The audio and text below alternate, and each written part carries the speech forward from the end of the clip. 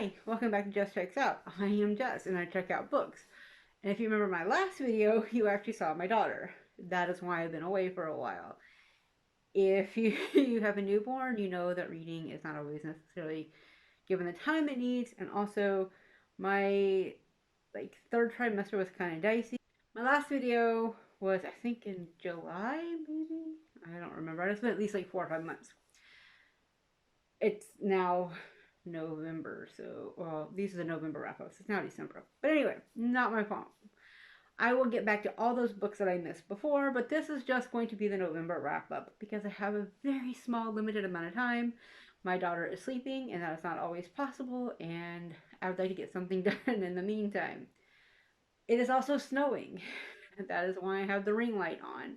Usually I don't know how to do this on my own. Usually my husband does all the editing, but that will be up to me now. So good luck. So sorry about anything that goes wrong. We'll see how this goes. Alright, so let's talk about my November reading. I read 9 books, which is actually pretty surprising considering I only read 2 in October. Again, I will go over those in another video at a later time. Okay, so in November I read 5 romances. I read 1 mystery, 1 classic horror, 1 nonfiction, and I don't remember what the other one was. But anyway, so I read those. I gave everything from a 1 star to a 4.5 star, so I had a really good reading month. And majority of them were 4 stars. I had 4 stars, which is kind of surprising. Usually I don't give them that high, but I will get into that later on. First book I'll talk about, and these are in no particular order of ratings, by the way. It is Out of the Corner by Jennifer Grey. I would like to do a video of that at some point. We'll see how that goes. And it is a biography, memoir about her time as both a nepotism kid, because her father is the ringleader in the Cabaret movie, Joel Grey. For those of us that are a little bit younger and may not remember that, he is also the creepy dude in the season 5 finale of Buffy that goes on in like the dawn and creates a whole apocalypse.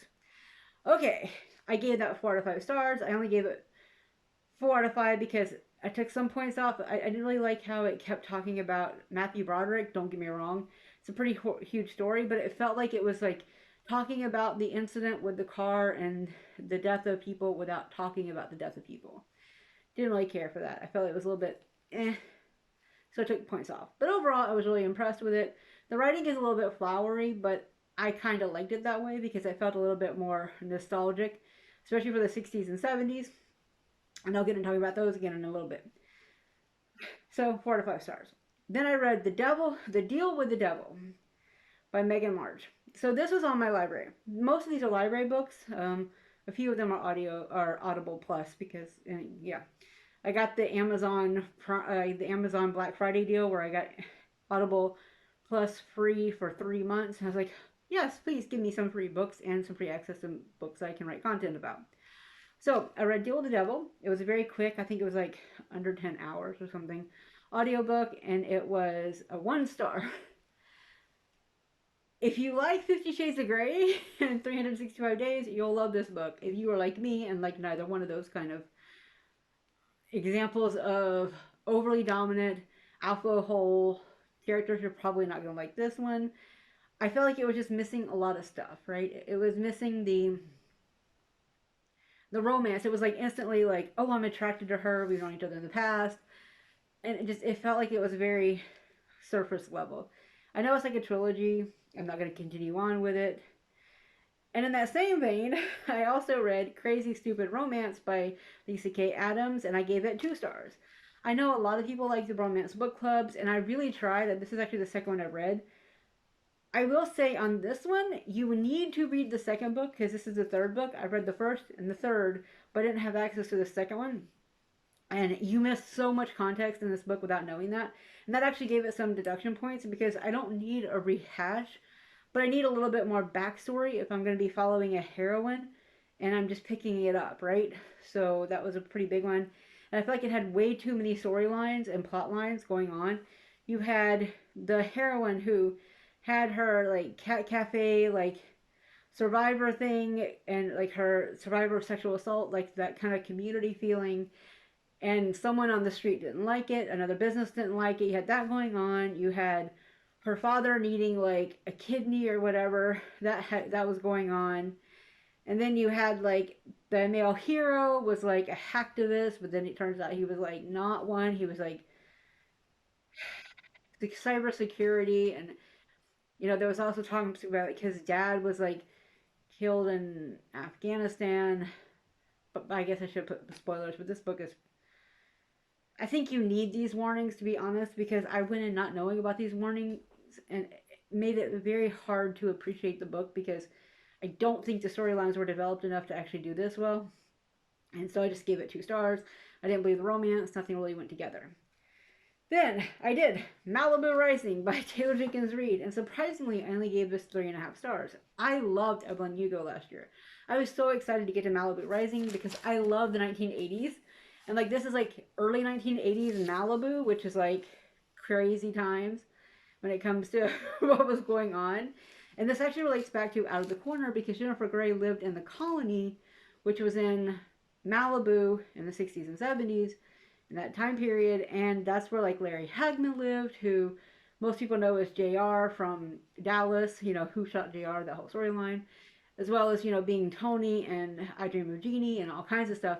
But it was very interesting because I read his daughter's memoir of being his kid and like the impact of it, and it was very interesting, and that's why I like Jennifer Grey's as well. They kind of complement each other that way. But anyway, so I read Malibu Rising, and I found it, I wanted to give it higher because I think the siblings relationship was really, really good and really important and held a lot of good value. But I felt like it was getting bogged down with too many over storylines. Like, streamline it and make it to where it's easier to follow, because if you get so mired in the story, you lose the impact. And there was actually really good, strong storylines. Content warning for this one, though, for like addiction, parental death, and feeling like you're kind of left into something, and infidelity and all kinds of stuff. And I say that because it doesn't take away from the story giving that impact, that storyline, but I think it's important to kind of put that together so that way if you have warnings for those, you're aware. And then I read also The Haunting of Hill House, which is by Shirley Jackson. Surprisingly, a 4-star for me because I cannot stand horror for the most part. But I did love The Lottery last year. I read it at the tail end just to kind of meet my goal and see if I could get like 200 books read last year. I did. And it was a very short story, so it was easy to listen to. Hill House was a great story. I actually watched The Haunting when it came out in 1999, though, with Liam Neeson and Catherine Zeta-Jones and Lily Taylor and Luke Wilson. And it was so very different. And I actually liked the original story way more. And this is one of the few times I may have actually enjoyed seeing what Stephen King had done with it instead of what was done later on. I felt like it was a very strong story. Like I could feel the depth of the character Nell and how she was, going together, and the missing storylines that was missing from the movie really kind of made it suffer. I read that Red Rose or Rose Red, anyway, by Stephen King, the miniseries was actually based on the Haunting of Hill House, which actually makes sense. I didn't watch it, but my godmother did when she was alive, and she loved it. And, she loved this kind of horror, so this is not a surprise to me. But it was very interesting to see what was going on. Definitely recommend it. Highly recommend it. It's probably one of my favorite reads and my most surprising read of the month.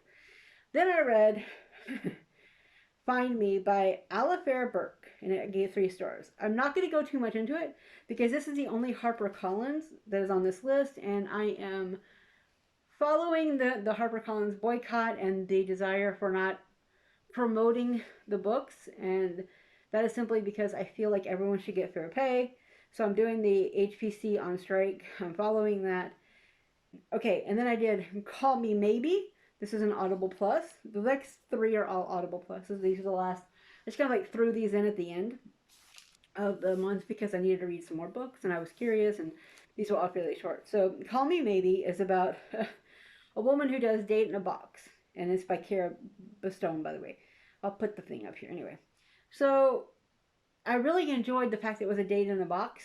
It sounds like something that Kelly Reynolds from Boobies and Newbies, the romance podcast, would probably really enjoy if she hasn't already talked about it. I don't think she has, because there's no sex and content and stuff like that in the page, really. But I will say that I really enjoyed it. I thought it was a strong contender for me to actually continue on, and I'll be reading the next one this month. That's on my list because I don't have a TBR list, but this is on my I really want to read it list because they're short. They're like novella length, so it's really easy to read. It's like 6 hours or something like that. It was an audiobook. It was really fun. It was interesting. It had something to it that I was really expecting. Sorry about all the glare. I can't do anything about that because you see, I have to see. So definitely think that was really fun. I bought the romance. I like the build up. It's kind of like they did it through talk and text and all kinds of like email and all kinds of communication. And I found it like a very realistic and fun story.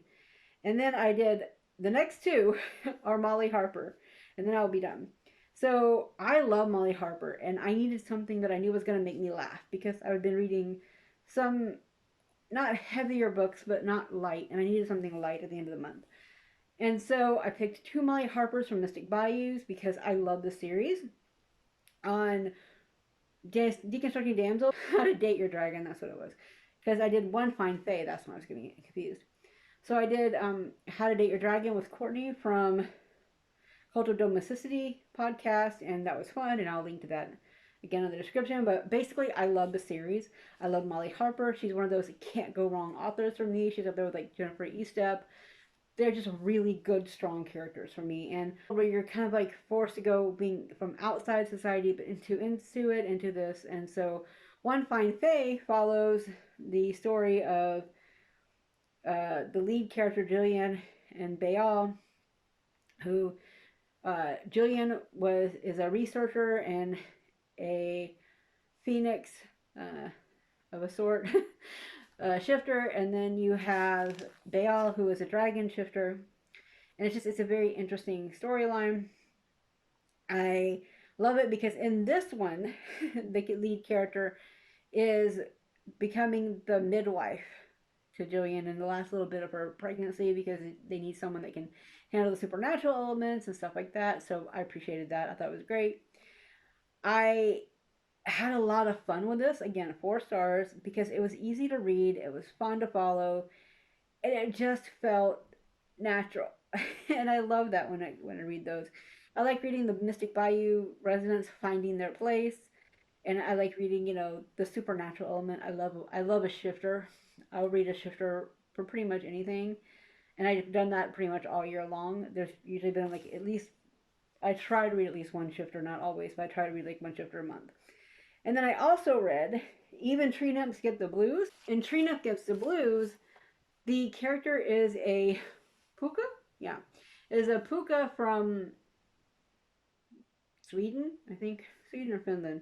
One of the, Arctic places. And so, in the Scandinavian places. And so she comes to America at some point, and she becomes very famous for certain things, and she kind of moves to Mystic Bayou, and she meets this guy, and it's interesting to see the more non-magic and magical people getting together and what they're good at and not good at. I should mention on One Fine Fae, the male love interest has an unlucky curse put by someone who never said I was sorry, basically. And it's interesting because in this one you have someone who has to say I'm sorry, and it's a very good flip on many different elements to it. So it was really fun to end those two. When in doubt, I will always read Molly Harper if I need something to make me laugh. It is what it is. I loved her series. I read her Jenna series, which was which was the Vampire Librarian and stuff like that. And then I also read her How to Be Naked Werewolf, or How to Be a Naked Werewolf, I think is what it was called, the werewolf ones. But I really prefer the Mystic Bayou. I think that's where she really shines. She's kind of like found that balance. So I was really happy to end that on the month on Even the Tree Nymphs Get the Blues.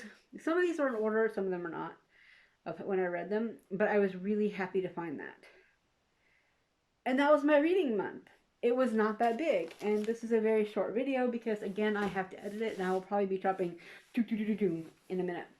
But I'm really happy about that. It is December now, and it is snowing. This is the second snow. We had snow in November, but I will put things without snow in the ending little stinger because I was walking with my daughter We had to go get my prescriptions, and we had to walk by this really cool duck pond, and it was really gorgeous, and so I'm going to put that at the end. But tell me, what was your top reads in November? Did you enjoy it? Did you not enjoy it? Did you find some winners? Did you find some losers? Were you disappointed? Like, I was disappointed with Malibu Rising. I was really sad to see that I was not, like, in love with that book as much as I wanted to. Did you have one that you thought was, like, amazing, like me on Hill House and Out of the Corner? Two very different genres, but who really stuck out? Did you find any surprises? Like, just let me know. Alright, guys, I will be back at some point with another video. Who knows what this video may be? It may be the December wrap up. I don't know.